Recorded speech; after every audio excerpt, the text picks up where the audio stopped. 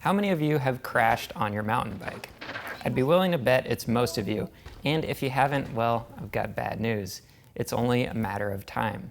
A traditional half-shell helmet is gonna protect your head in the majority of circumstances, but as pedalable bikes have gotten closer to their downhill-specific counterparts, so too have helmets had to up their ante. Enter the lightweight Enduro full face. Lighter and more well-ventilated than the traditional downhill counterpart, these are a new era of helmets designed to protect you on today's fast trails with large features. There's a number of great models out there like the Smith Mainline and the TLD Stage, but this year Fox has introduced an upgraded version of their Proframe, seen here, called the Proframe RS. In this video, we're going to take a look at this brand new helmet, examine all its features, and tell you what it's all about. First things first, what does RS stand for?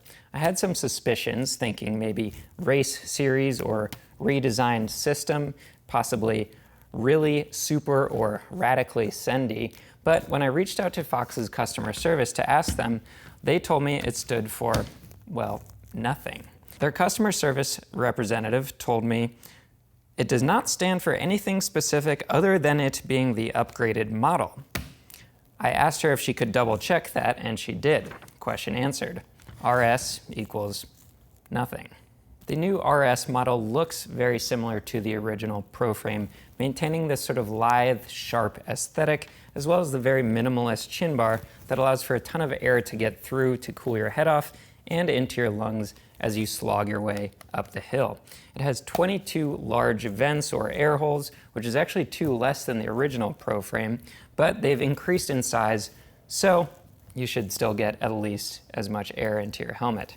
Now, cosmetically, they've done a few things that I quite like. They've reduced this texturing here underneath the goggle strap, which I always thought made that helmet look a bit off, wasn't quite as cohesive as I would have liked. And they've softened the angles here in the back and along the perimeter of the helmet, which I think gives it a slightly classier look. Now, the more perceptive of you will have noticed that the visor is no longer fixed as it is on the original, something I quite like, because not only does it allow you space for your goggles when you're not using them, it allows you to move the visor out of your field of vision when you don't need it to block the sun. One thing they have kept, a pretty clever little touch, is this nice built-in sort of channel here on the back, which makes sure that your goggle straps are always exactly where you want them. Moving to the interior of the helmet, we'll see 2 improvements here that, in my mind, elevate this above all the competition in 2 of the most important areas. That's fit and safety. Now, for fit, I'm talking about the BOA system that Fox has added to the back of this helmet. Unlike the original Proframe, as well as the Smith Mainline and TLD Stage, this helmet does not rely solely on different size neck and cheek pads to dial in your fit. It includes this BOA ratchet strap system that you'll encounter on a lot of half shells to really dial in the snugness.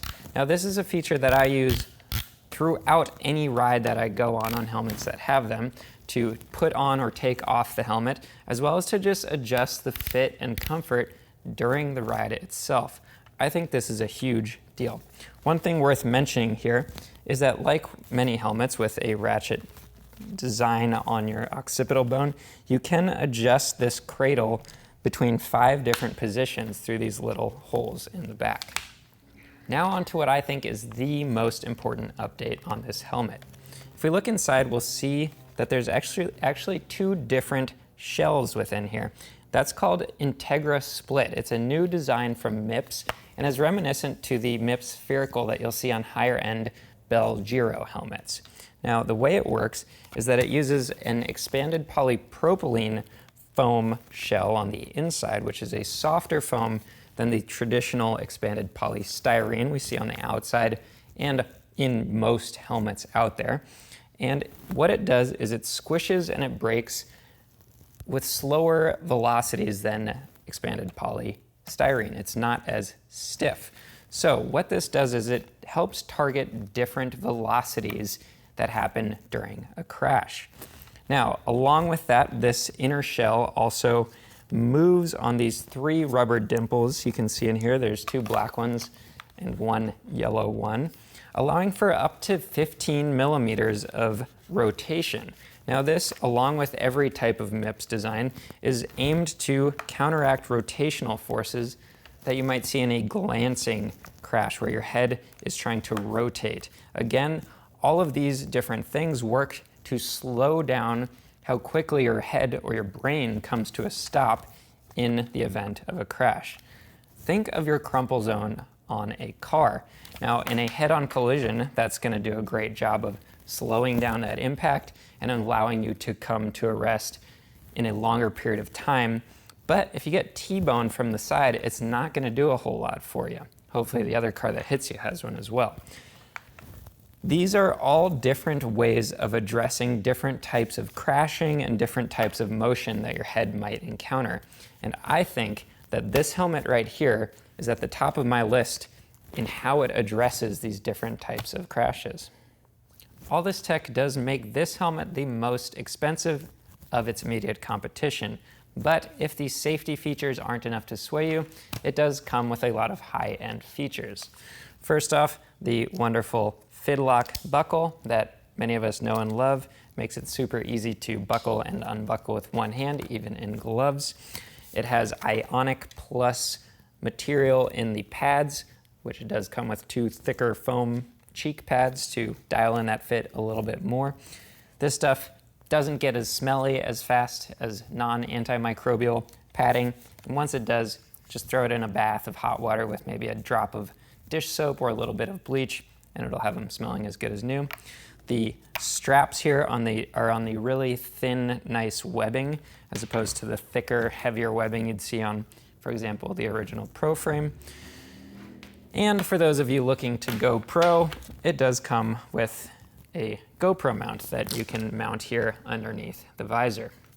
Now, I know that Fox Racing told us that RS stands for nothing at all, but I suspect they were just feeling a little nihilistic that day because after a bit of poking around, we found that RS stands for Race Spec, which makes sense given all the premium features and additional safety that this helmet provides over the original Proframe.